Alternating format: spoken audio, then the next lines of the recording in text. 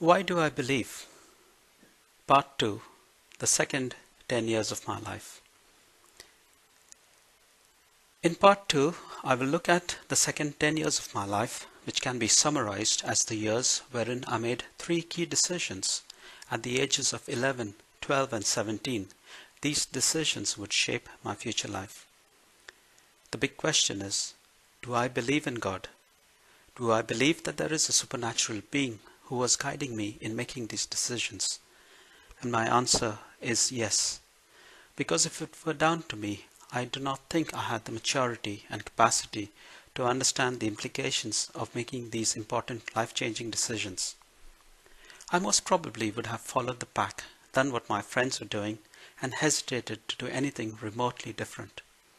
Let's look at these key decisions.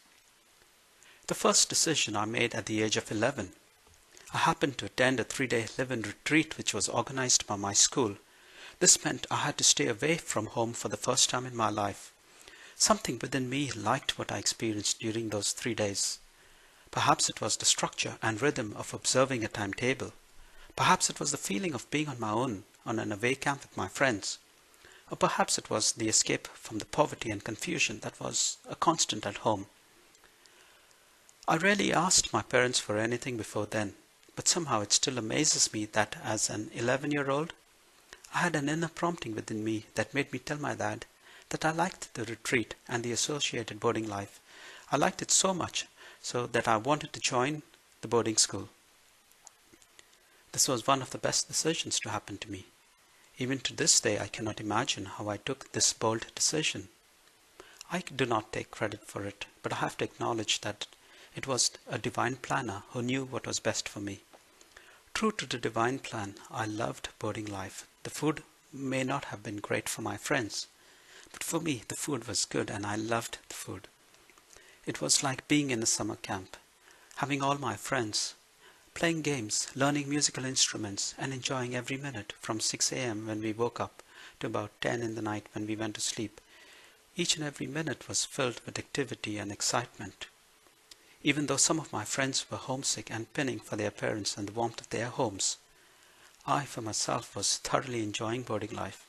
For the first time I had opportunities to play outdoor and indoor games properly. I played football, hockey, basketball, volleyball, table tennis. I joined the school band and started with the only spare instrument that was available. It was a tiny sliding, mini sliding trombone. But I slowly made progress and moved on to the French horn. And within a year, I had made so much progress that I ended up playing first trumpet. I took part in group singing competitions, variety programs, and long-distance running events. Could I have known that all this was possible through that one single decision? Can I say that I made that decision all on my own as an 11-year-old? No way, it had to be divine prompting, else there was no way I can explain why I would choose to be away from my parents, away from the security of my home, away on my own. All was not rosy at this time. I was now in the constant company of my friends, some of whose parents were pretty well off and who pampered their kids with expensive clothes and goodies. It was in this kind of an environment that I became aware of a psychological problem within me. I was in the grip of an inferiority complex. I did not have the charm, at least I believed I did not have the charm, the flair and the confidence that these kids had. I felt that they were more important than me. I developed an altruistic attitude in dealing with my friends. It was where my kindness and generosity to them came not from a position of strength, but from a position of feeling inferior to them. As a 12-year-old, something within me prompted me to understand that being a doormat and allowing others to trample over me was not correct. And so, I began to self-talk and pull myself up by my own bootstrap. In the year previous to this, I had also developed a phobia for being in the dark. This was due to horror stories that my friends had recounted to me. Again, I was able to self-talk and overcome this and be free of it too. Looking back, I asked myself, how was it possible for me as a 12-year-old to be able to do this, to step outside the problem and to be able to counsel myself out of these two psychological problems. This had to be supernatural intervention. I am totally confident of it. The self-talk could not just be because some chemicals in my brain got thinking straight and counseled me to overcome these hurdles. This surely could not have been just me on my own doing it. It is for this reason precisely that I say to myself, I believe in a God. The second decision I made at the age of 12, when after a year in boarding school, I attended a career counseling session and out of the blue mentioned to the career counselor that I wanted to pursue the religious state of life. I had not thought about it before very seriously and knew nothing of where that urge came from. Surely I had no way of knowing what I needed to do or what turn of events would take place. I still remember the day very clearly. I asked, why did I stick with this prompting? Where did it come from? This decision was an important one as it meant that I would have to leave my present school and join another school far away that specialized in religious training, which was located in a totally different town.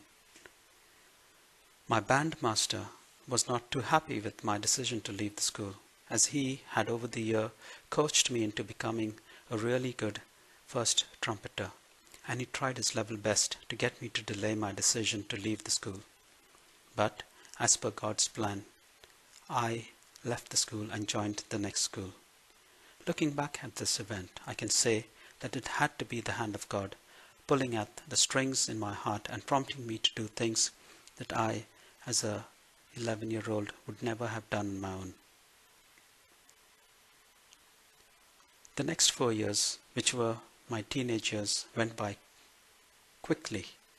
I played in the school band, I became a member of the scout troop, I got reasonably good grades at high school and junior college. All was going well, and I was turning into a young 17-year-old. At the end of this phase, I should have decided to return back to my family for good, pursue higher studies, and take on a job after I completed my studies. But this was not the divine plan for me.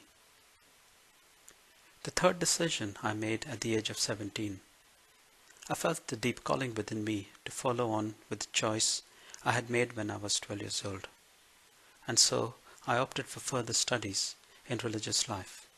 I could not have taken this decision lightly if it were not for an inner peace and calling that I felt to go against the flow.